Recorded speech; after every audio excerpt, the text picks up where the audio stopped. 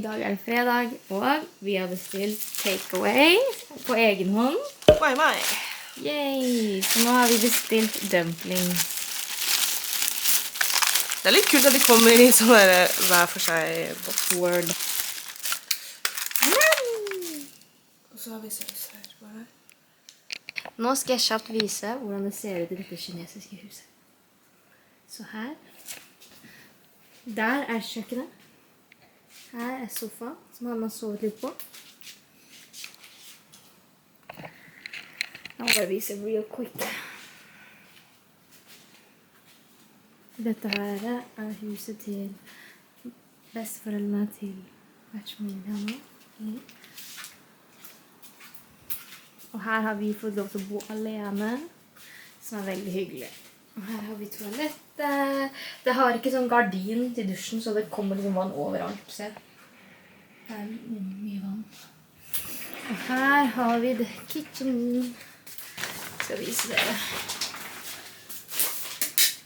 Oi. Her. Den her for å liksom stenge ut lukt og sånn. Ja, så det hele huset til bestemor og bestefar. Veldig mye greier I huset, det må jeg si. Jeg synes de har litt mye sånn greier overalt her. Men ellers veldig koselig. Så Emma, hva skjer nå? Nå skulle vi komme oss til et kjøpesenter, for han vil klippe håret. Men det går ingen taxier herfra, fordi vi liksom ikke I sentrum av Beijing, fordi Beijing så stort. Så ingen taxier kommer hit, så vi greier ikke å finne taxi, og ja.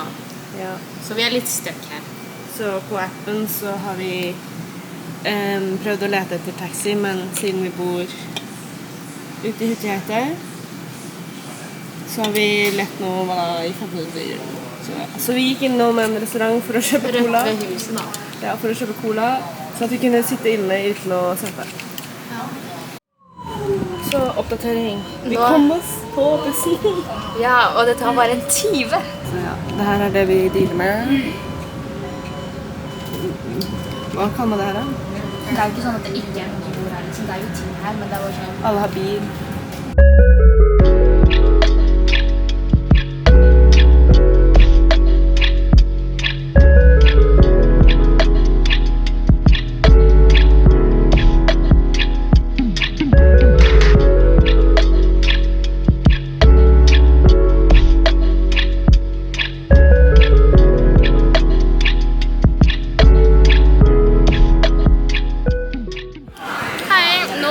Klokken 10, og jeg har gjort neglene mine, se. Og det kostet 128 yuan, som cirka 160 kroner for å fikse neglene. Og så nå har vi kjøpt sånn street food.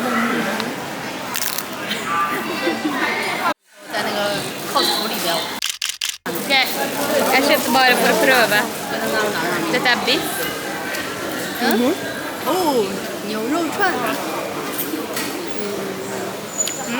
Det god. Og så kjøpte jeg sopp. Sopp? Mushroom.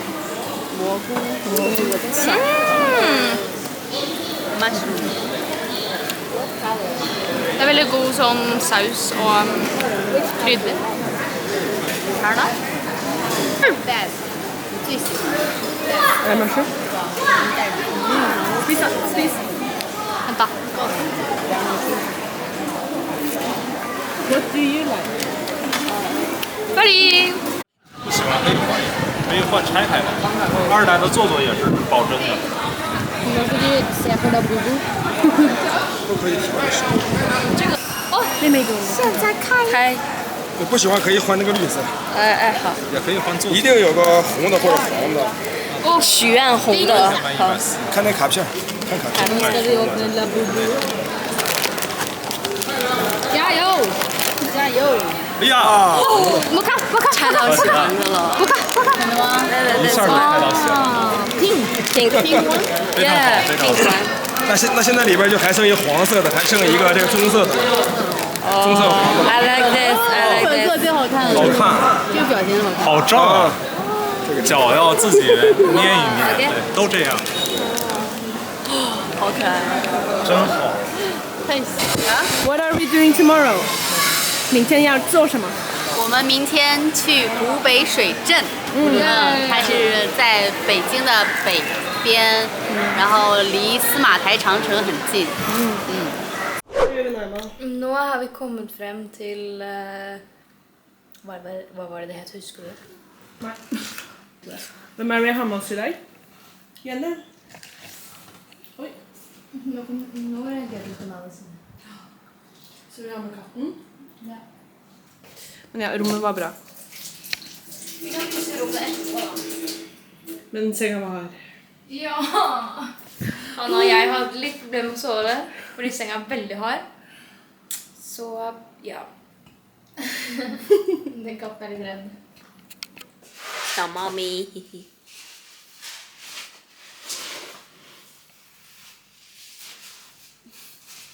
Great Wall of China.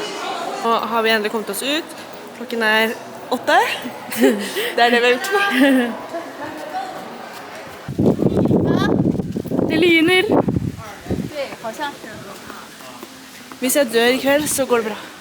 Jeg fikk ikke så bra.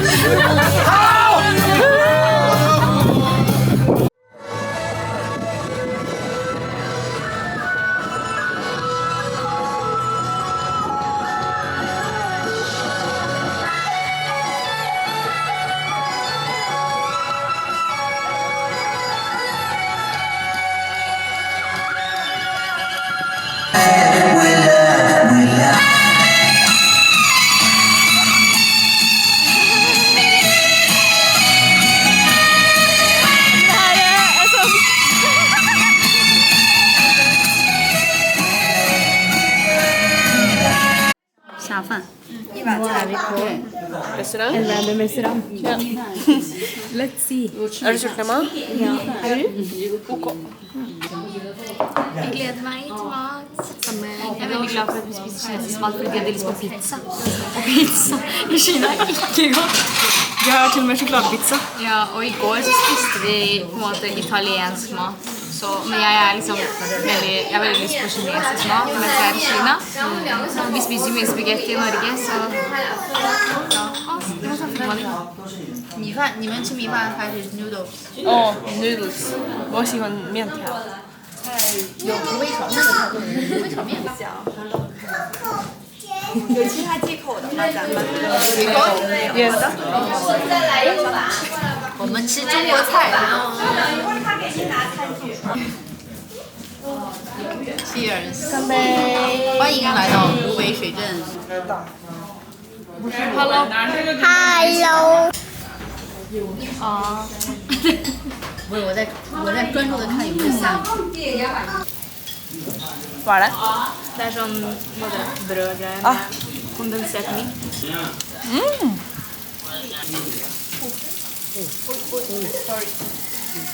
Nå sitter vi her da, på baren.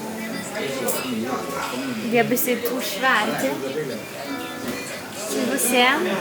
Det var litt dumt fordi vi fikk ikke gått rundt så mye som vi ønsket. Det regner veldig mye ute. Jeg tror ikke det går an å se det, men jo, man kan se det litt av det der.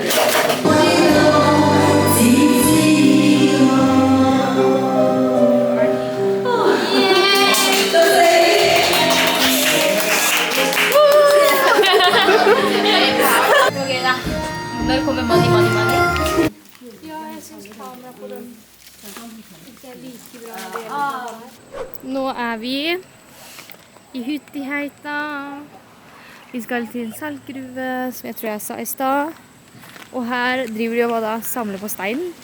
Og vi i gruven.